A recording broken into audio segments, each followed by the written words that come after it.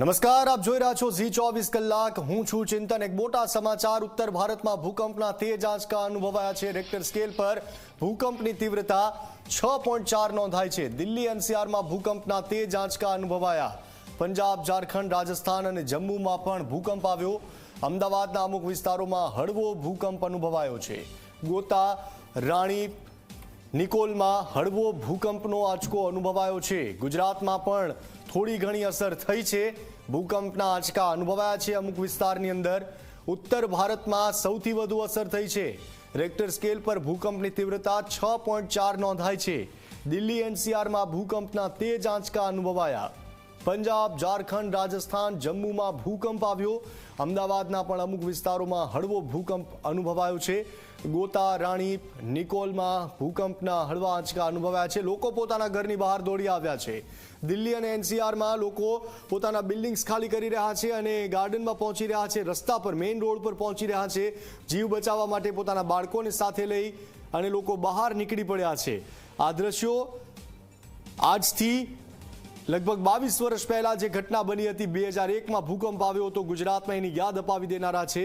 એ થપાટ ગુજરાતે ઝીલી હતી ભૂકંપની અને એટલી જ તીવ્રતા છે. 6.4ની તીવ્રતાનો ભૂકંપનો આંચકો અનુભવાયો છે.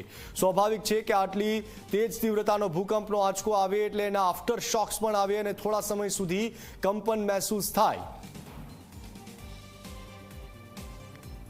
बहुत तेज भूकंप है और काफ़ी देर तक का था, तो हम सब अपनी जान बचाने के लिए सीढ़ियों से जल्दी जितनी जल्दी हो सके जल्दी नीचे भागे हैं और अभी तक हम लोग कांप रहे हैं बुरी तरह से.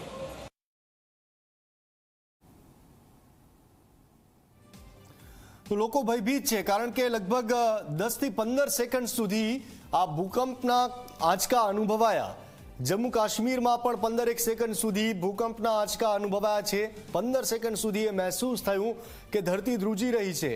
આસપાસમાં જે વસ્તુઓ મૂકેલી હોય એ ધ્રુજવા લાગે છે. દિવાલ પર પંખા હલવા લાગે છે. એવો અહેસાસ થવા લાગે છે. અને અમદાવાદમાં પણ અમુક વિસ્તારની અંદર ભૂકંપના હળવા આંચકા અનુભવાયા છે. સંવાદદાતા ગૌરવ પટેલ જોડાઈ ચૂક્યા છે. ગૌરવ, આખા એશિયામાં આ ભૂકંપના આંચકા અનુભવાયા છે અલગ અલગ દેશોની અંદર.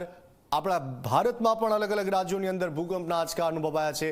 અમદાવાદથી પણ સમાચાર છે કે અમુક વિસ્તારોમાં આંચકા અનુભવાયા છે. શું સ્થિતિ છે?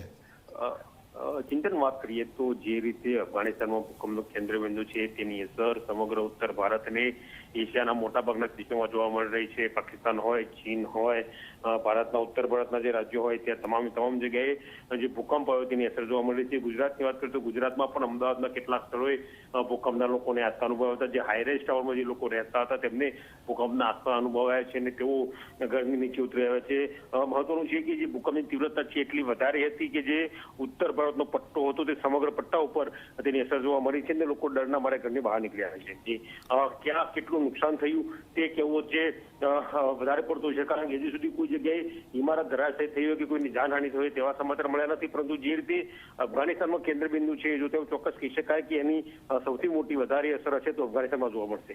જી, આભાર આપનો જાણકારી આપવા માટે. થોડી વારની અંદર સિસ્મોલોજી વિભાગ તરફથી આ અંગે વધુ માહિતી આપવામાં આવશે. પણ ભૂકંપના તેજ આંચકા અનુભવાયા છે. ઉત્તર ભારતમાં એની સૌથી વધુ અસર થઈ છે.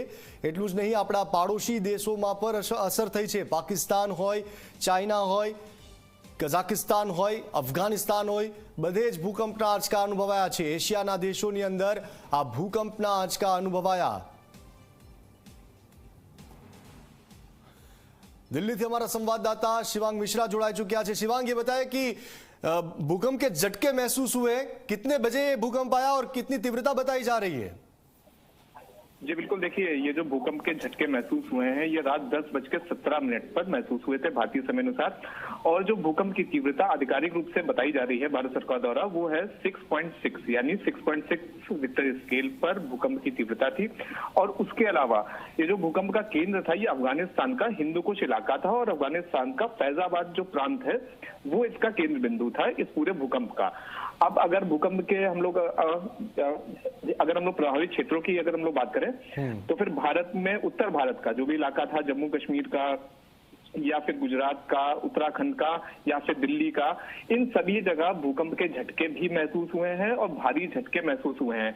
इसके अलावा आपको एक चीज और बताते चले कि ये जो भूकंप का केंद्र था, हिंदुकुश इलाका अफगानिस्तान का, ये भारत के श्रीनगर से सिर्फ और सिर्फ 300 किलोमीटर दूर था। यानी पूरे भारत में जहां जहां पर भी झटके महसूस हुए थे वो एपिसेंटर से महज 500 किलोमीटर दूर या फिर 600 किलोमीटर दूर थे। इसीलिए इतनी ज्यादा तीव्रता का भूकंप भारतीयों को महसूस हुआ। और उसके अलावा ये जो भूकंप के झटके थे ये काफी देर तक भारतीयों को महसूस हुए। जिस तरह से बताया जा रहा है कि भूकंप के झटकों के महसूस होने की शुरुआत रात 10:17 से ये आधिकारिक रूप से शुरू हुए थे और उसके बाद रात 10 तकरीबन 20 या फिर 21 मिनट तक वासियों को भूकंप की तीव्रता लगातार महसूस हुई और उसके बाद आफ्टर शॉक्स महसूस हुए।